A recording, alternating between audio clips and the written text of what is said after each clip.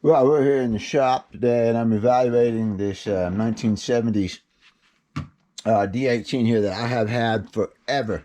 And I apologize to the owner, Kevin, for taking so darn long to get to this. But I am finally getting to it. This one is, let's say, it's a troubled child. A couple of other people have worked on this guitar, and he's just really disappointed with the way it sounds. And looking at it, I can already tell you, here's a problem. And this is why I do not like oversized bridges.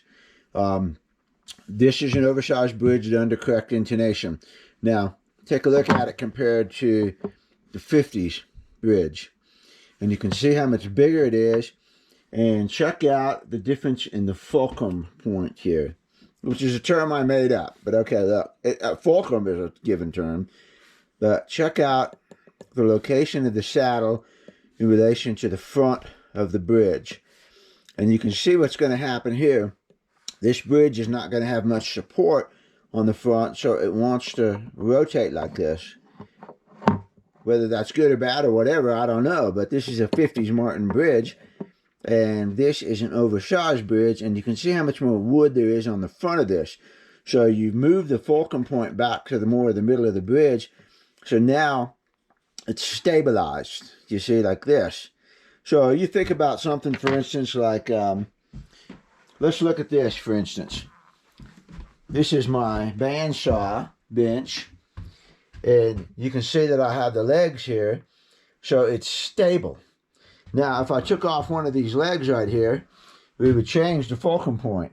Back here, it would fall forward. So you've reduced the stability of this. And even if you move this leg back to here, you would have the thing falling forward more. So it would be less stable, more tippy. Well, that's what you want in a guitar bridge.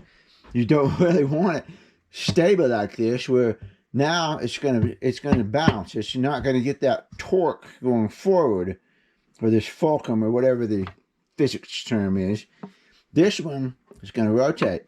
And being a thinner bridge, it's also going to rotate because it has a little less mass in the back here. And Mario Prue and I have experimented with straight bridges versus belly bridges on the same guitar.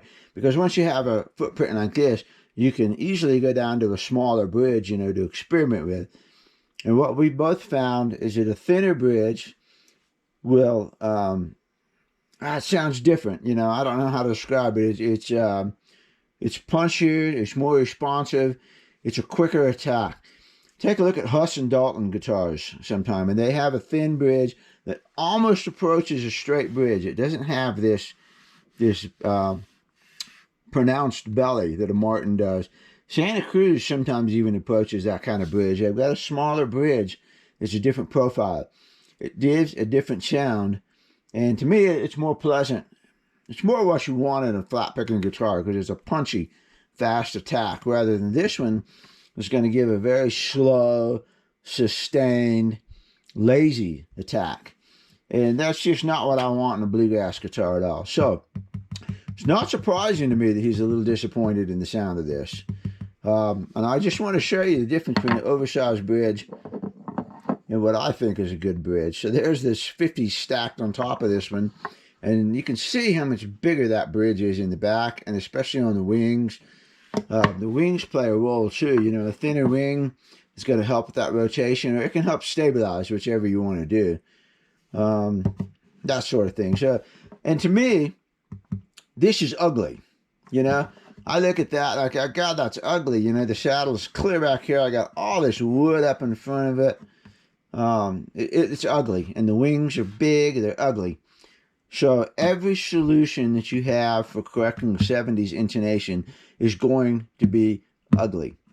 If you take a standard bridge like this and you move the saddle back or move the pins back, then you got the pins in a different place, the saddle's sitting in the middle, and at least it's the right size, but it's still ugly because that's the amount of wood I want to see in front of a bridge right there, and not that.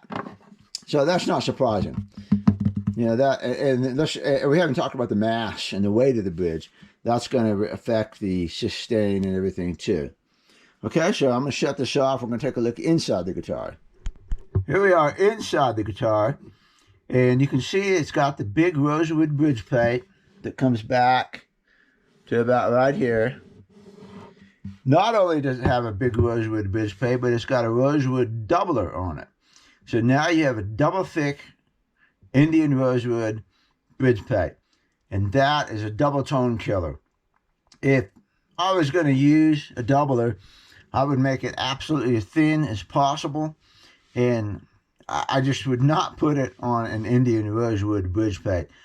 I would do it on a small maple bridge plate if I really had to. Even then, I would just really rather replace the bridge plate.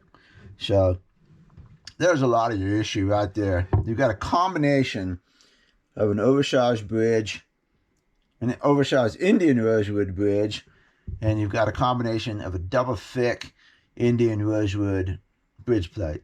So, you know, there's your tone killers right there.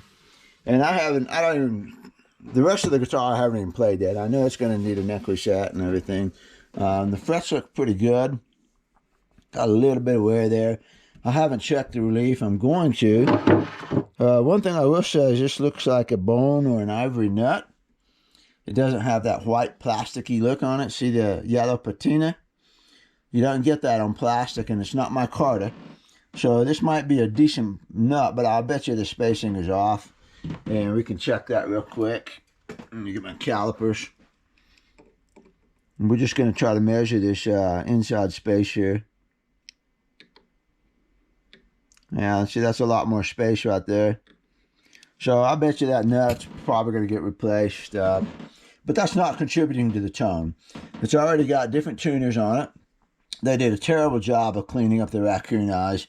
I don't think they even tried to clean those up. That's totally cosmetic. That doesn't have anything to do with the sound. But it's certainly, you know, if you're going to put tuners on, you can at least clean that up and get rid of these little things here as best as you can. Right there, could have been filled in a little bit. Sanded smoother. The coloration will change over time. You can see this one's already blending in really well. With a little bit of work, these can really vanish. And I'll show you this guitar later. So this guitar, first thing I'm going to do is work on the bridge. We're going to scoot the bridge back to the right location and that sort of thing. The finish looks really good. It hasn't been oversprayed. Doesn't look like. You can see the finish cracks right here coming all the way to the top like they should. That's no problem. Your main tone killer on this guitar is the whole bridge system. So we're going to take care of that first. And then it's going to get a complete overhaul. Pick guard, obviously, but at least the pick guard's off, so I don't have to take it off. And here's your crack under here. It's not bad. You know, that's pretty good as far as cracks go, but none of that's tone killer. That's just cosmetic stuff. So anyway, gosh, this guitar might not be all that hard to do, and I'm sorry it took so long to get to it, but we're getting on it. That's a quick video of an oversized, ugly bridge. And it's going to be ugly when I scoot it, but it'll be structurally correct. At least in my humble opinion, it'll be structurally correct. And that's where your sound comes from.